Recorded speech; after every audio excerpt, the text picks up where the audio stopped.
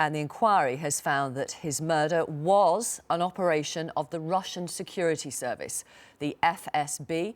And the inquiry goes on to say the killing was probably approved by President Putin as well as the then director of the FSB. And this is actually the report which we've been looking at over the past hour and a half. And of course, it's taken 10 years to get to this very, very important point. Alexander Litvinenko, of course, was killed in November 2006. And only now do we have the results of an inquiry.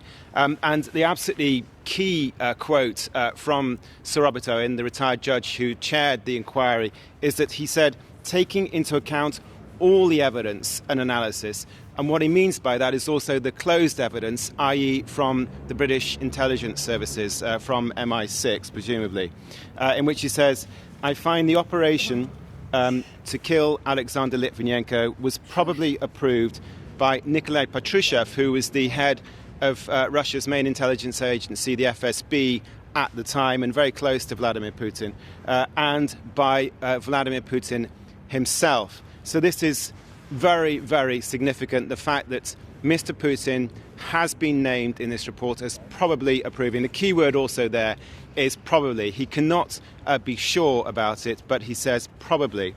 What he is sure about in his conclusions is that Mr. Litvinenko was poisoned in the Pine Bar of the Millennium Hotel in Mayfair in central London in 2006, that he was deliberately poisoned, and it was carried out by Andrei Lugovoy and Dmitry Kovtun, who for many years have been the two chief suspects. And of course, we know that Andrei Lugovoy had been in the FSB, as in the intelligence agency of the Russians, and had also been in the Federal Protection Service, also within the kind of intelligence apparatus, and had strong links with the FSB.